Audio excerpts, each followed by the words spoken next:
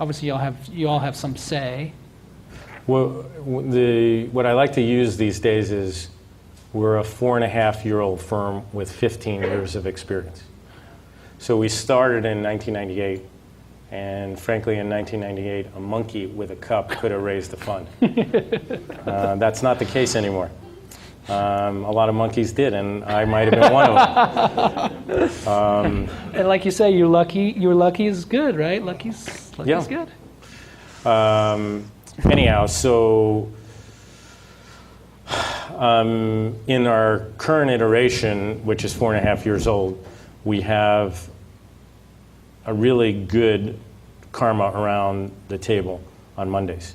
And that is kind of, we're looking for 3 things.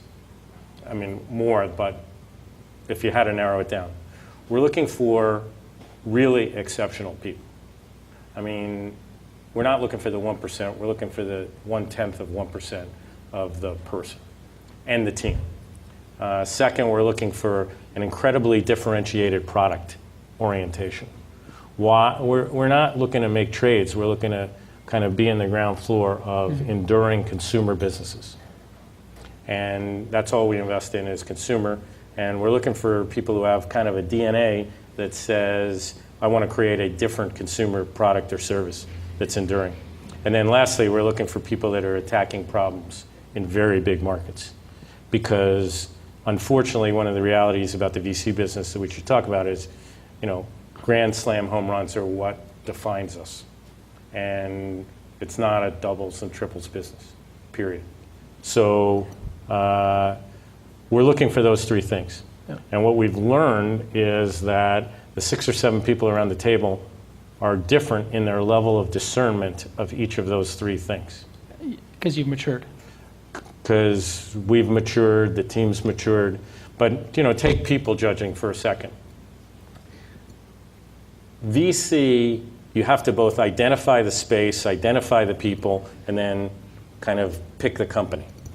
But the person that might have the insight and vision to say this is a great space might not be the best person to really drill down and find out how great an entrepreneur and an executor he or she is. So getting back to your question, what we've done is we know what we have to do and we know each of our strengths and weaknesses, and we kind of weigh in around our strengths. So regardless of who finds the company, there's one person on our team who's fantastic at interviewing. And we all respect his experience as being an operating executive and hiring and firing a lot of people. And so he weighs in on, is this person what we call an A entrepreneur? And so it's a collective set of decisions. Now, does it have to be uniform? No. Well, yeah. I don't think, if it's so obvious, it's probably wrong. Wrong, exactly. If everybody bets, it's probably the wrong bet. But we've learned to trust each other's strengths and hopefully play to those strengths. Yeah. And you talked about books. There's a bunch of really interesting books about playing to your strengths and not trying to spend your whole life neutralizing your weaknesses. And that's where I get back to the whole alignment question. How do you have the courage to decide to live your life based on your strengths? I was at my 30th business school reunion 3 weeks ago. Never thought I'd be old enough to say that. And one of the presentations that was standing room only was, are you leading an extraordinary life? And it was this guy who basically kind of said, hard work isn't the determinant of success.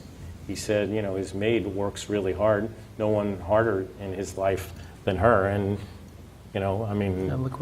hasn't reaped the financial rewards. And he basically kind of talked about getting in touch with what you do, the 2 things. Figure out what you like and figure out what you do best and go do it. Yeah, a lot of it.